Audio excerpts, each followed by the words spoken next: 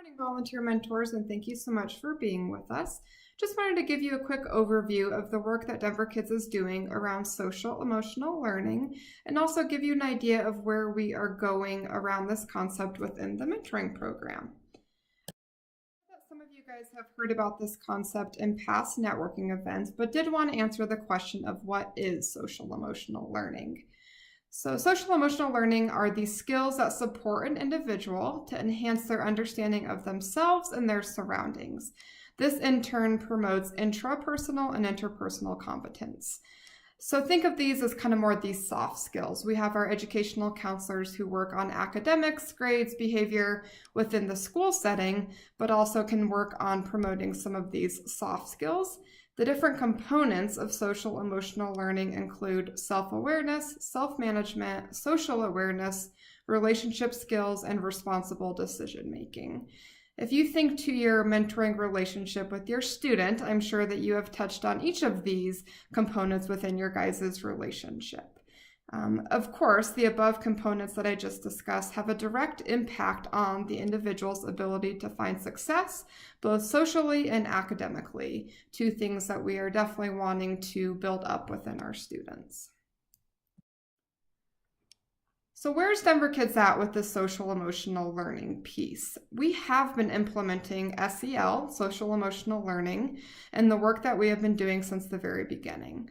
Our educational counselors and program staff are in the process of becoming certified in SEL through a college course. We are kind of into the transition of a planning phase of determining the most effective way to integrate SEL into the work that we're doing in Denver Kids. This includes the educational counseling program as well as volunteer mentoring, future options with post-secondary planning, and student engagement. So as a whole organization, what does this look like? We do have leadership and educational counselors and program staff who are involved in this planning process.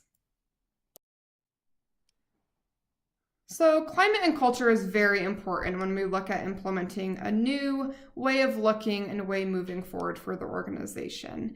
We have the role of the educational counselor versus what you guys do with the student. As you guys know, the educational counselor is more academically focused, while the volunteer mentor is more socially focused, exposing their student to new opportunities. I feel that the partnership between the educational counselor and volunteer mentor is huge, and you guys can both play a very instrumental yet different piece within the support of the student. So we want to determine the best way not only to train the counselors, but also to train you guys as well on how to effectively implement this into the work that you're doing with your students.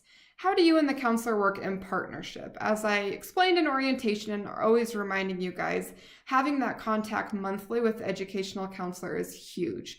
They can give you a snapshot into what the student's up to academically, how things are going at home, and then you can also share what you have learned and done with the student in your recent visits. And also we want to make sure our educational counselors see our volunteer mentors as assets. So you guys have a lot to give to the relationship, and this is a conversation you and the educational counselor can jump into to make sure that you guys are on the same page and supporting the student in the best way possible. So why mentoring matters, you guys are aware that there is an impact of mentoring, and you most likely have someone in your life who has mentored you. I'm not going to go through all the statistics, but the overall point is that youth with mentors are more likely to report an engaging and positive behavior. So 81% are more likely to report participating in sports or extracurriculars. This builds on the relationship skills component of SEL. And 52% are less likely than their peers to skip a day of school. So having that extra adult support and holding them accountable is very, very important. There's a quote on the bottom. I'll give you guys just a minute to read that. The part that I love is that the student said that Mary Ann, her mentor, was devoted to her success and happiness. Our mentors play a very positive, a very impactful role in our students' life. And this young lady is now 28 years old and reflecting back on the impact Mary Ann had when she met her in 4th grade. So now what? One thing that I've really been reflecting on and learned in my course around social emotional learning is the impact of service learning. So at Denver Kids, some of you may have participated. We call them community service projects. So on the left, there's a photo of us at the urban farm. What you don't see is that we were shoveling manure and cleaning out a pen for the animals. That's great. I love that our students want to get involved in the community, but that's just a portion of it. So what if we turned that project into more of a service learning opportunity? So I'm going to go ahead and play this video for you guys to just get a bit of a snapshot of what this looked like within an elementary school. Burgess Elementary's service learning, environmental, social, and educational.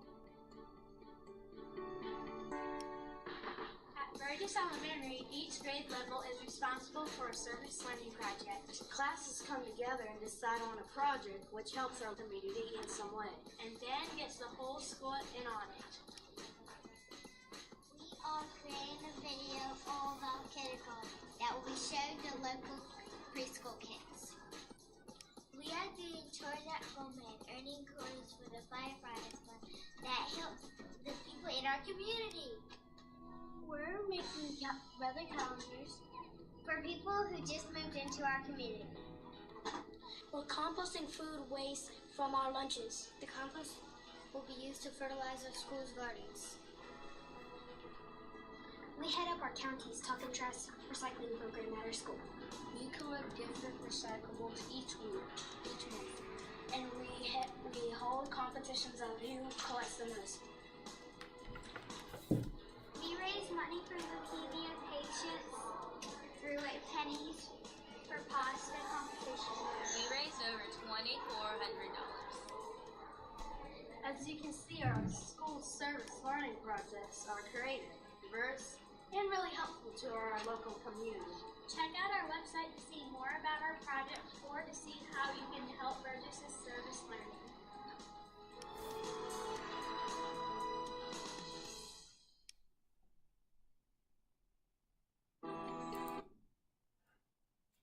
So that's pretty cool. I just love that example of how elementary students can really take part in something they're passionate about and work together as a whole grade to make an impact on their community. So this is the idea I want to move forward with.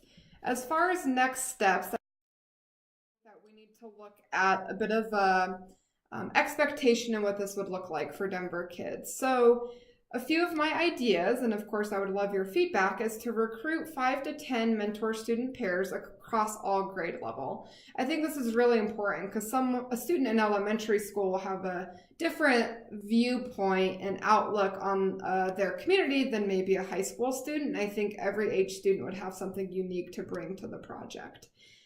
So then I would pitch this to all mentors and allow them to discuss with their student if this is something they wanted to participate in. Then, as a group, we could come together, introduce the concept, what does it mean to participate in a service learning project, and maybe just start a general brainstorm of ideas of things that the students are passionate about and what interests they have within the community. Then we can meet again and create an action plan, an overall plan of how we're going to achieve this, and maybe break into small groups or teams to take part in different pieces of the action plan. I feel like it would be good to kind of break into smaller groups to make it easier for scheduling and planning and being productive within this project. Then we can meet as a group, come back together to share our work within our small groups, complete any final action items, and then implement the project. So I know this would be over several months, but I think it's something that would be really amazing for our students to take part in, and I would love to pilot it with a smaller group of mentor-student pairs. So that's what I wanted to fill you guys in on. Please let me know if this is something that you have interest of, what kind of feedback you have, and I will be communicating this out to the mentor community very soon to see if we can go ahead and get started on this project in the next couple of months. Thank you so much.